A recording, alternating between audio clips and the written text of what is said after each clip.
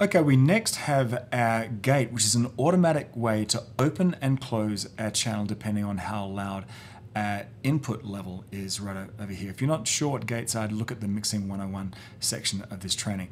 So I brought up a kick drum track. Let me start that. And you can hear that the mic has picked up, obviously, the kick drum, but also the snare in the background. You hear that? All of those other sounds have kind of bled into that mic. So a carefully set gate will only open when the kick drum is hit and close the channel down the rest of the time. The main control we'll look at is the threshold here. And it has a dedicated control on the front panel, but you can also do it from here. I just wanted to do it from here so we could focus in on this screen and see exactly what's going on. So let's turn it on. We activate it here, and what we do is raise this threshold, and you'll see a couple of things happening.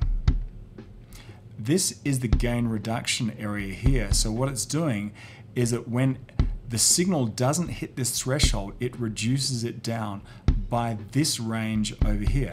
And if I put that all the way over here, then it will actually never open up, and I'll completely mute this channel, which is pretty useless, right?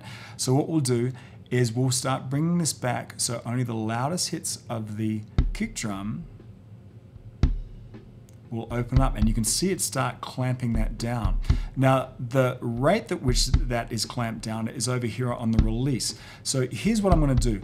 I'm going to start messing around with the hole in the release here so that it really just opens up when the kick drum is hit and then closes down fairly quickly. So let's do that.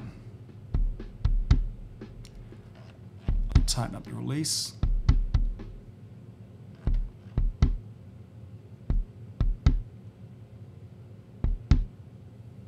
So you can hear, if I take that off, you can hear that snare drum is bleeding into that. And if this was some, let's say a snare drum, you'd be, a snare drum channel, you'd probably have hi-hat spills, some tom spills and things like that.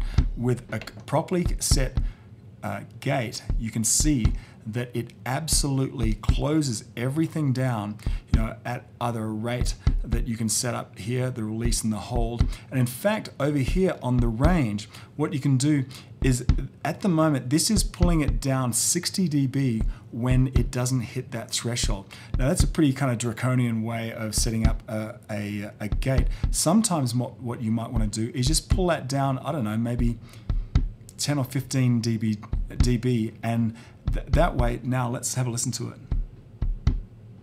Now it's just kind of pulling down the rest of the track just a little bit. So you can play around with that. Sometimes if it gets really dry like this, let's listen to the kick drum.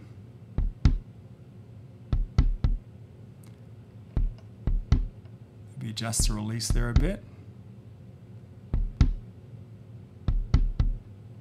And even if you have a very short kind of kick drum sound, you could even replace some of that room sound with some artificial means, by, in other words, a room reverb or something like that.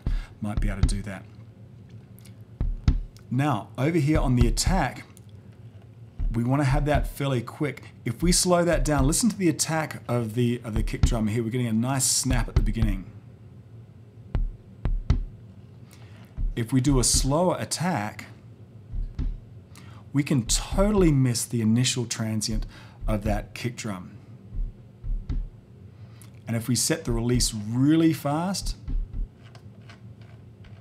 then we could actually miss out the entire thing. So let's just bring them back to where they were and drop that attack way back.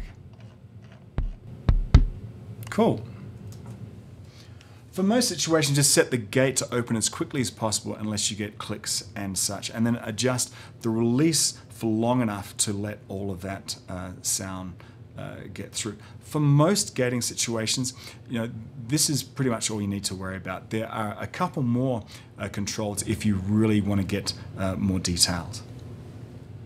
By default, the mode is normally set to gate, but you can also set that to be a ducker, which basically inverts the function and allows the signal to come through and reduce it when it gets above the threshold right there. This is something that I'd normally set up with a compressor and a sidechain, but it's a little bit kind of beyond the scope of what we'll discuss today.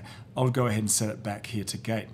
Now, the key filter over here, you'll notice that there's no controls down here for the key filter. It's down underneath the next layer here, is a way to focus a little bit more on what will trigger the gate to open. Basically, as we've seen, the threshold is the main control that governs whether the gate opens or closes. However, you can zero in on a certain frequency so the gate will concentrate on that area more in terms of whether to open the gate. A classic example would be a kick drum. So if you zero that down about 60 Hertz, which is where the fundamental frequency of a kick drum, that will get you a really quick open. If you want to bypass all of the nitty gritty of the noise gate section, just turn it on and then lower that threshold until only the stuff you want just pokes its head through that threshold and you'll be good to go.